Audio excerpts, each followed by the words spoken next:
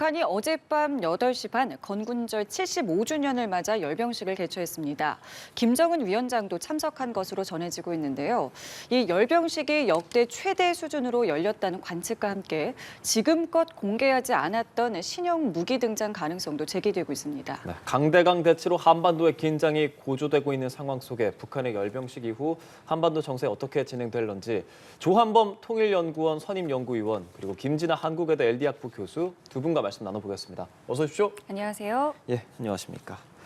건군절 75주년 기념식 지금 전해지고 있는 것은 관련해서 열병식도 열렸고 김정은 위원장도 참석했다 이 정도 알려지고 있는데 먼저 이 건군절이 어떤 의미인지 시청자 여러분이 좀 아셔야 되니까요. 말씀해 주실까요? 조선인민군 이제 창군절이죠. 우리 지금 이제 국군의 날이고요. 원래 78년까지 그러니까 1948년 2월 8일 날 인민군 이제 창군이 됐고 예. 그리고 북한에서 처음으로 열병식이 열린 날도 그날입니다. 네. 48년 2월 8일. 그러다가 이제 78년부터는 항일 빨치산, 그러니까 조선인민군 혁명군 기념일을 건군절로 바꿨다가 네. 2018년부터 다시 이제 28 건군절로 바뀐 거거든요. 그래서 2020년에는 이제 4.25 이 혁명군 건군절도 이제 빨간 날이고 원래 28절이 빨간 날입니다. 예. 빨간 날이고. 근데 이 원래 이제 공산당 체제에서는 군은 위상이 없어요. 생각보다 노동당이 지배하니까. 그런데 김정일, 김정은 체제에 와서는 군을 내세우는 경향이 있어요. 이제 김정일 시기에는 선군 정치라고 그래서 사실상 고난의 행군의 직면에서 북한판 계엄 통치를 했고, 예. 근데 김정은 체제에서는 지금 여러 가지 복합 위기의 직면에 있기 때문에 경제나 어떤 사회적으로 내세울 성과가 없거든요. 그러니까 핵무력 고도화를 중심으로 하는 국방력 강화 이런 부분으로 군을 내세우고 있거든요. 그러니까 소위 김정은 체제는 열병식 정치를 하고 있다. 그러니까 김정은 집권 이후에 예. 어제까지 13번 열병식을 했고 그리고 그중에 대부분 12번 김정은이 참석을 했거든요. 예. 그러니까 어제를 포함해서 12번인 그렇죠. 거죠. 예. 그렇기 때문에 이 군을 앞세우는 김정은 체제의 노선이 드러나는 게 이제 어제 열병식이다 이렇게 볼 수 있죠. 열병식 정치를 하고 있다라고 하셨는데 실제로 전해지는 바에 의하면 규모 역시 역대 최대 수준이라고 하는데요. 그 배경도 같은 맥락에서 이해하면 되겠습니까? 네, 그렇죠. 아까 조 박사님께서 잘 설명을 해주셨듯이 군의 위상이 당의 위상보다는 낮은 건 사실이에요. 하지만 과거 역사적으로 볼 때 특히 90년대 중반 때 고난행군 때도 군의 위상이 높아질 수밖에 없었던 거 위기 관리를 위한 조직은 군밖에 없었거든요. 지금도 마찬가지로 사회적으로 뭐 제재든 코로나 사태든 여러 가지 사회 불안정성을 조금 다지고 좀 기강을 확립하는 것은 군의 역할이 굉장히 크기 때문에 군의 여러 가지 행사들이 주목을 받을 수밖에 없는 것이고요. 특히 군사 분야의 성과가 가장 두드러질 수밖에 없습니다. 아무래도 그렇기 때문에 군사 분야의 성과를 좀 보여주기 위한 쇼케이스는 결국에는 열병식이다 이렇게 볼 수가 있고요. 예. 그리고 인민군 창건이 정주년이에요. 5년마다 또 크게 개최를 네네. 하기 때문에 그런 것이기도 하고 매년마다 지금 열병식 규모가 계속 커지고 있는 추세이긴 했어요. 아. 그리고 계속 보여주는 무기의 숫자도 계속 증가를 했었고 그리고 그 무기들 특히 전략 무기를 중심으로 해서 사진들을 보여주는 숫자도 계속 증가를 했었거든요. 예, 예. 그런 연장선에서 우리가 좀 볼 필요가 있다라고 생각이 듭니다. 아무래도 열병식이 전쟁 억제력을 보여주는 하나의 기제로서 지도부들은 생각을 하고 있기 때문에 지금 한반도 상에서 여러 가지 긴장 고도 상황에서는 아무래도 이런 쇼를 보여줌으로써 뭔가 안심시키고 그리고 뭐 애국심 이런 것들 고취시키는 그런 수단으로서 가장 적절하다고 판단했겠죠. 예. 이러한 열병식뿐 아니라 몇몇 행사들을 북한이 지금으로부터 한 3년 전, 2020년 이 정도부터는 야간에 진행되고 있는 듯한 모습을 보여주고 있습니다. 그 배경은 뭐라고 생각해야겠습니까? 극적인 효과를 노리는 거고요. 김정은이 정치 중에 하나의 특징이 이미지 정치입니다. 예. 왜냐하면 선대, 김일성, 김정일에 비해서 정치적 권위가 취약하거든요. 그다음에 내놓을 성과도 미약하고 그러니까 자신의 권위나 그 위상을 상징화하고 우상화하는 데 주력을 하거든요. 그렇기 때문에 꼭 야간 열병식뿐만 아니라 네. 여러 가지 이 모습을 보면 상당히 이미지를 형상화하는 연출에 아주 주력을 하는 그런 모습을 보여요. 네. 예를 들면 과거 같으면은 밖에서 뭐라 그러든 김정일 체제에는 반응이 없었는데 지금 김여정이나 이런 걸 통해 즉각 반응하거든요. 그다음에 외부에서 반응이 있으면 그것도 수정을 해요. 아하. 그건 이제 취약한 권위를 권위를 만들어야 되는 거죠. 예, 예. 그러니까 김일성이나 김정일 같은 경우는 권위나 권력 기반이 튼튼하니까 그런 고민할 필요가 없거든요. 네. 근데 그런 점에서 본다 그러면은 열병식 개최 목적 자체가 지금 지구상에 저렇게 집권 한 1, 2년 만에 13번의 열병식을 한 나라는 존재하지 않아요. 그러니까 열병식이 필요한 이유는 자신의 그 위상을 과시하는 거거든요. 네, 네. 근데 이거는 이제 냉전 체제 시기에나 가능했던 일이에요. 근데 그 이후에는 저런 체제는 지구상에 존재하지 않거든요. 그렇게 보면 대내적인 위상 과시를 위해서 의도적으로 쥐어짜는 듯한 어떤 그런 모습을 보이는 건데 그 효과를 내기가 가장 좋은 게 밤이죠. 그럼 화려한 불꽃놀이, 조명 효과. 아. 예를 들면 비행기에도 LED 등을 달고 다니거든요. 예. 근데 군사 상식적으로는 이해가 안 가는 거거든요. 예. 예. 비행기는 은닉을 해야 되는데 그러니까요. 날 잡아봐라 이런 거하고 똑같은 거거든요. 그러니까 그것도 역시 모두 극적인 효과, 그다음에 대중들에게 어필하는 효과를 위해서 밤에 하고 있다. 그러니까 향후에도 아마 야간 열병식을 더 자주 보게 될 가능성이 있어요. 그런 의미에서 신무기 공개 역시 이번에 굉장히 좀 주목이 됐는데 어떤 무기들이 좀 공개됐을 거라고 예상하세요? 네, 아무래도 열병식을 준비하는 과정에서 여러 가지 위장막들이 굉장히 큰 것들이 대형으로 설치가 됐었다. 그렇기 때문에 상당히 큰 무기들이 많이 숨겨져 있을 것이다라고 추정이 되어 왔던 상황이고요. 작년에 아무래도 개발이 완성이 되었다라고 북한이 주장을 했었던 3종 세트가 있습니다. 주체병기 3종이라고 부르는데요. 네. 그러면 극초음속 미사일 그리고 신형 ICBM 그리고 장거리 순항 미사일 요 세 가지는 적어도 포함이 되지 않을까 그렇게 생각이 들고요. 그리고 이제 전략적인 측면과 전술적인 측면에서 그런 어떤 무기들에 우리가 좀 주목을 해서 봐야 될 것인가 요걸 좀 나눠볼 필요가 있을 것 같아요. 전략적인 측면에서는 아무래도 정치적인 수단으로서 또 장거리 그리고 좀 많은 위력을 가진 그런 무기들을 전략 무기라고 하는데 아무래도 고체 연료 엔진 실험을 요즘 많이 했잖아요. 네, 네. 그렇기 때문에 그 고체 엔진을 쓰는 ICBM을 새롭게 선보일 가능성 이 부분에 대해서 우리가 조금 생각을 해볼 필요가 있습니다. 예. 특히 최근에 김정은 위원장이 새로운 신형 전략 무기의 출현을 기대한다라고도 얘기를 네, 네. 했었고 그랬었죠. 그리고 신형 ICBM 같은 경우에는 온 세계의 힘을 과시한 위대한 사변이고 민족사적인 경사다라고 얘기를 할 정도로 굉장히 많이 강조를 했어요. 그렇기 때문에 이 부분에 대해서 조금 우리가 주목을 할 필요가 있을 것 같고요. 예. 전술적인 측면에서는 아무래도 초대형 방사포, 이게 사거리가 400km인데 예. 이것을 이제 완성을 이미 선언을 했었고 아마 군종 그 필드에 저마다 배치를 할 것으로 예상이 되는 그런 만큼 아무래도 전술적인 측면의 무기체계의 핵심이라고 볼 수가 있는 것이거든요. 그래서 이 방사포들을 증정식까지 했기 때문에 네. 좀 많이 대거 보여줌으로써 전술적인 측면에서 특히 한반도를 전체 커버를 할 수 있는 사거리를 가진 굉장히 중요한 무기다라는 부분들을 또 보여주지 않을까라고 네. 예상을 할 수가 있을 것 같습니다. 그 예. 정찰 위성을 노출할 가능성에 대해서도 많이 언급이 됐는데 그 부분은 좀 어떻게 보세요? 또 지켜볼 필요도 있을 것 같아요. 이거는 이제 4월을 예. 우리가 기대를 하고 있잖아요. 4월까지 네. 정찰 위성을 발사를 하겠다라고 네. 하는데 보통 발사를 임박을 해놓고 그리고 모델을 보여주고 그리고 발사를 하는 그런 과정을 겪은 바도 있기 때문에 그 부분도 물론 우리가 주목을 해볼 필요는 있을 것 같습니다. 예. 미국 전문가들은 스텔스 무인기까지도 예상을 했습니다. 조 의원님 저희가 무기에 대한 얘기 참 많이 나눴었잖아요. 이번에 예상되는 무기 어떤 무기가 있는지 그리고 그 의도까지 좀 생각을 해볼까요? 지금 이제 최근의 흐름으로 보면 지금 무인기 체제거든요. 예. 또 지난해 12월에 무인기 수송이 있었고, 그러니까 북한도 상당히 무인기에 투자를 많이 하고 있거든요. 이런 부분들을 또 주목할 필요가 있고 또 하나는 조금 이제 그림이 지나갔는데 네. 일병식에 보면 네. 북한은 핵탄두 탑재하는 전략 무기에는 표식이 있어요. 아, 어떤 표식이 통합된. 있나요? 그건 뭐냐면 격자 무늬에 체크무늬 바둑판 모양의 흑백. 아, 이번에 리설주 화성 여사가 17형에 예, 있는 그렇죠, 거죠. 목걸이처럼 그런 격자 무늬가 있거든요.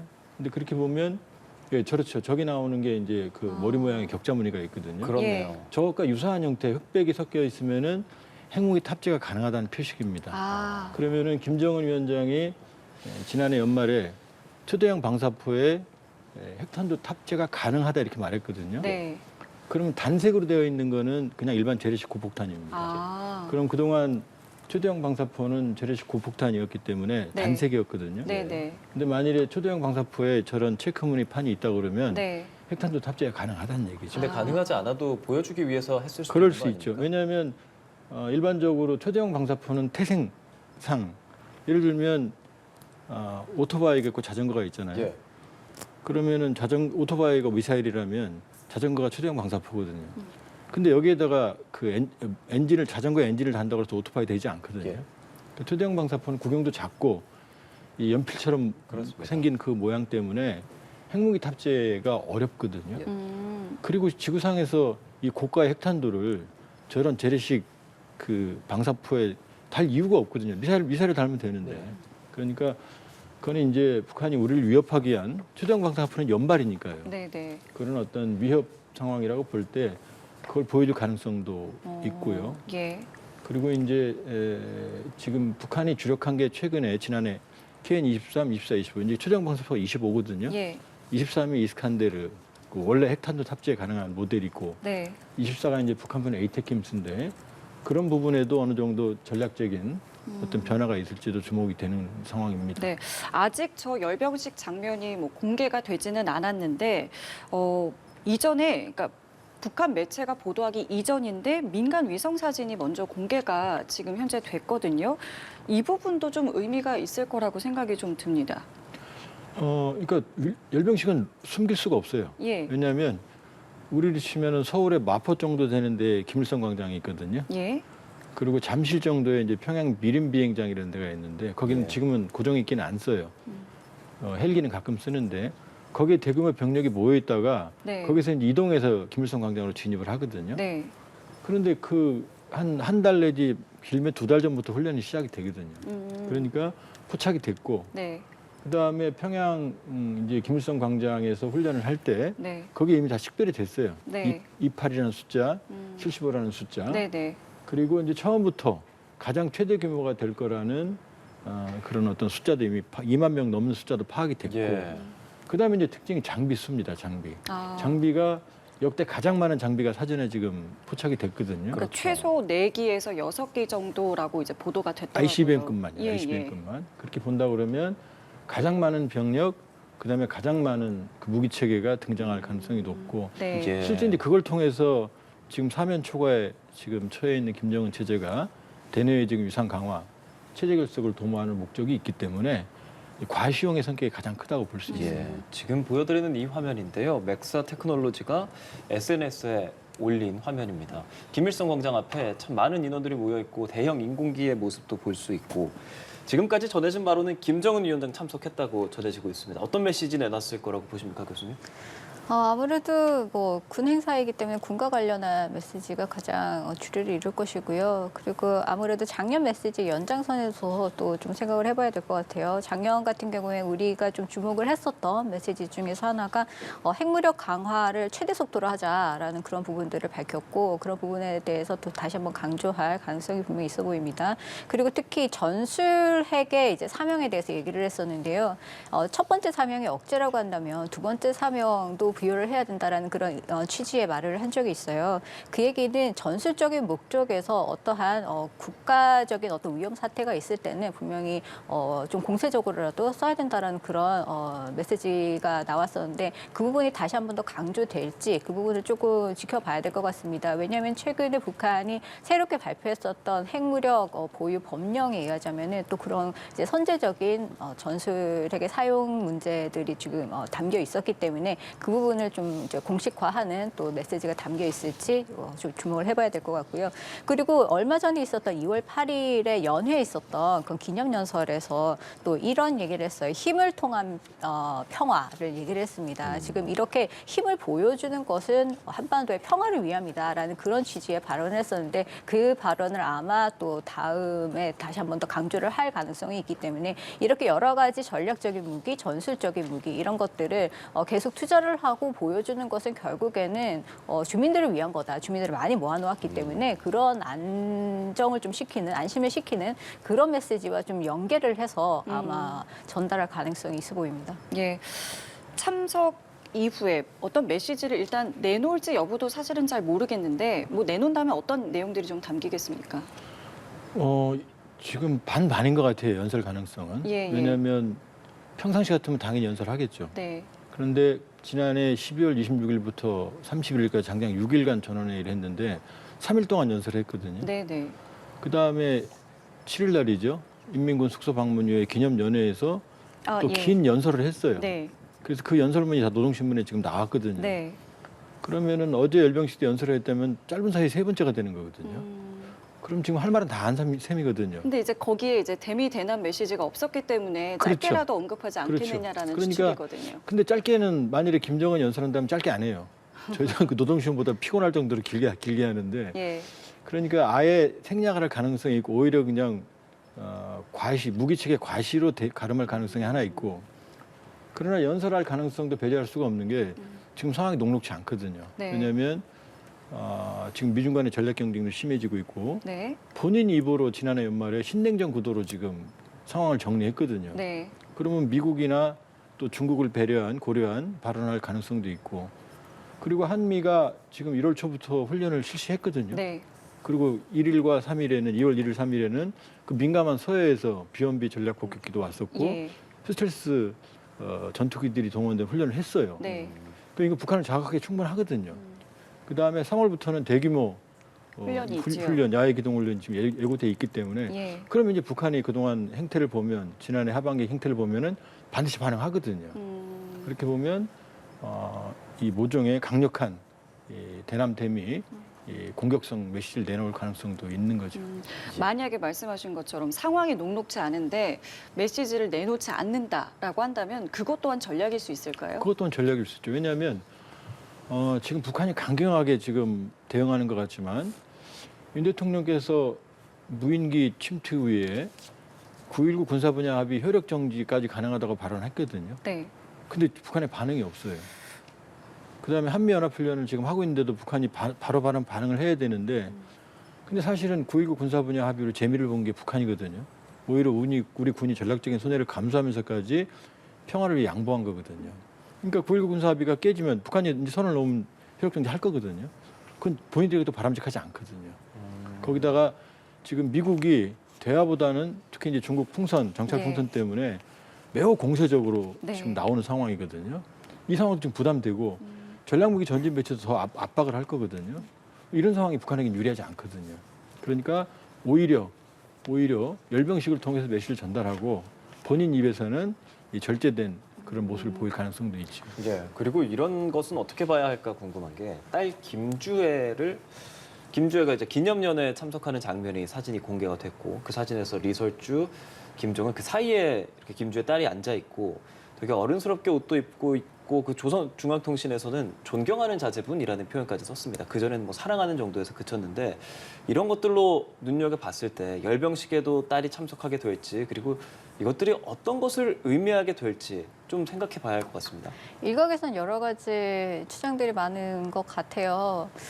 저희 개인적으로 보자면은 약간 가설적인 상황을 한번 생각을 해볼 수 있을 것 같은데 예. 딸이 아니라 아들을 대동을 했었다면 우리는 지금 어떤 얘기를 하고 있을까? 아마 맞아. 네 예. 북한은 혼란을 좀 주지 않으면서도 정치적인 목적은 달성할 수 있는 방안으로 딸과 동행을 했을 가능성도 분명히 더 있다라는 생각이 들고요. 만약에 아들이었다고 한다면 후계자를 준비하는 것이 아니냐, 예, 그런 예. 건강 이상이 있는 것이 아니냐, 여러 가지 썰들이 계속 나올 수밖에 없었고. 딸임에도 그런 소리 나오죠. 아니, 예. 딸이면도 그런 소리 나오긴 네. 한데 아들이었으면 더 심했을 것이다. 그렇겠죠. 그렇기 때문에 사회적인 여러 가지 혼란들이나 뭐 민심, 뭐 동요, 뭐 이런 것들이 분명히 있었을 것인데 그런 부분에 있어서 딸인 선택이 굉장히 흥미롭다라는 생각이 들고요. 그리고 아무래도 지금까지 북한 지도부에서 계속 강조를 했었던 것이 이 사회적인 그런 여러 가지 어려움 속에서도 군사적인 부분에 투자를 하는 것은 결국에는 미래 세대를 위한 거다라는 부분을 계속 강조를 해왔어요. 그래서 허리띠를 매더라도 지금 세대는 이렇게 좀 고난의 행군 시기를 겪고 있지만 그 모든 것들은 미래 세대의 안정을 위해서 전부 다 감내를 해야 되는 것이다라는 부분들을 계속 강조를 해왔거든요.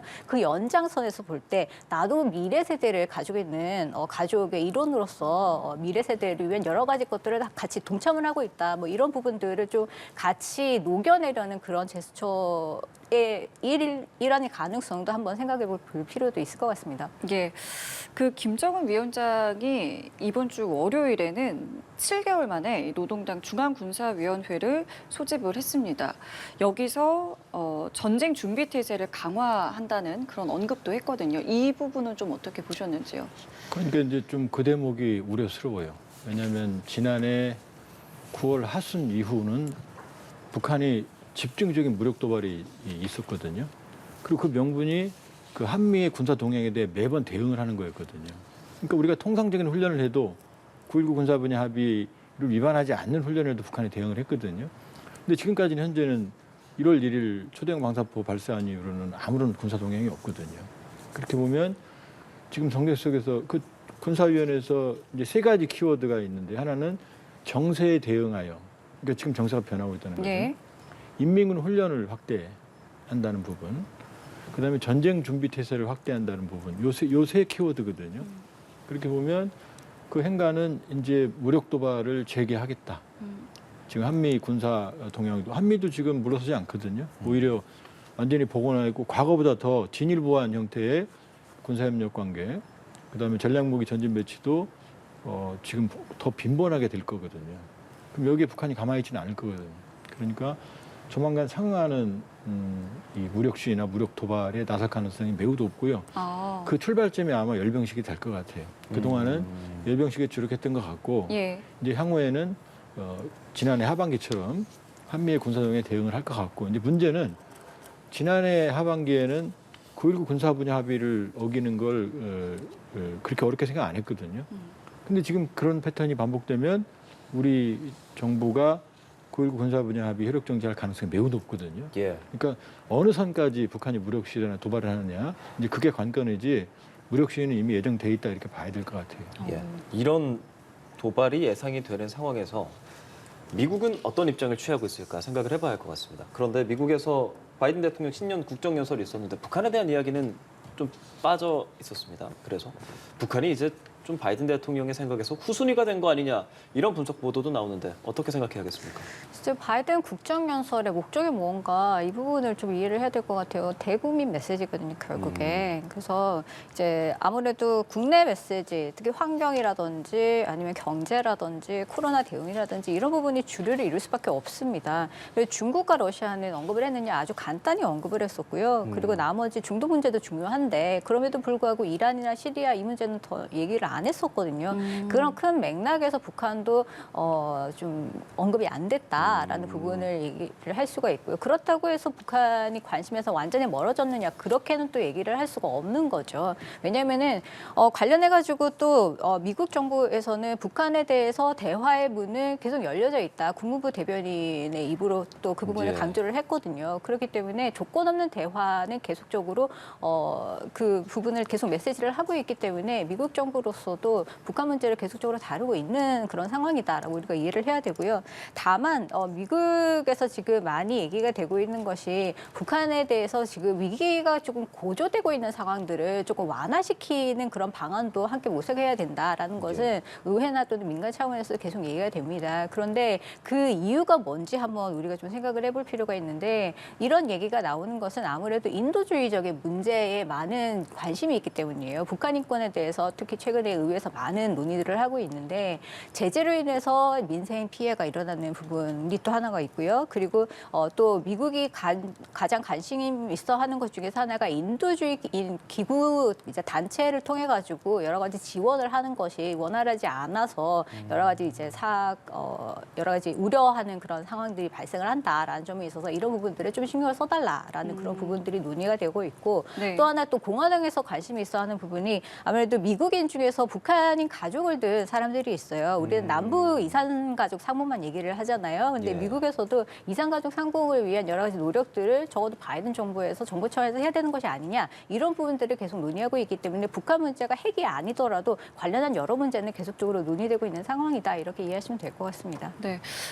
조금 전에 지적해 주신 것처럼 미중 관계가 풍선으로 인해서 좀 상당히 냉각되고 있는 상황에서 지금의 어떤 북한 문제를 협의할 만한, 협력할 만한 그런 테이블도 사라지는 것이 아니냐라는 우려가 있습니다. 이 부분 좀 어떻게 보세요? 어려워지죠. 왜냐하면 아까 말씀드렸지만 미국이 서해는 민감한 지역이에요. 예. 그러니까 사실상 미중이 암묵적적으로 여기에는 군사적인 행위를 자제한다는 그런 그 합의가 암묵적인 합의가 있거든요. 근데 2월 1일 날 전략 폭격기 B-1B가 서해에 들어왔어요. 그 다음에 3일에도 그 스텔스 전투기들 훈련을 했거든요. 예. 그런 북한뿐만 아니라 중국에 대한 경고라고 볼 수 있어요. 왜냐하면 미국이 정찰 풍선을 처음 발견한 게 1월 28일이거든요. 예, 예. 그럼 며칠 뒤거든요. 그렇게 본다고 그러면은 이 정찰 풍선 여파는 오래 갈 거고요. 생각보다. 네. 또 미중 전략 경쟁도 뭐 첨단 기술 이런 걸 중심으로 더 악화되고 있거든요. 그럼 그런 상황에서 핀포인트 방식으로 이 중국의 북한 문제에 대한 협력을 견인해 내겠다는 게 미국의 생각인데 네. 근데 중국이 여기 협력할 이유가 없죠. 격화되면 그것만 협력할 이유가 없죠.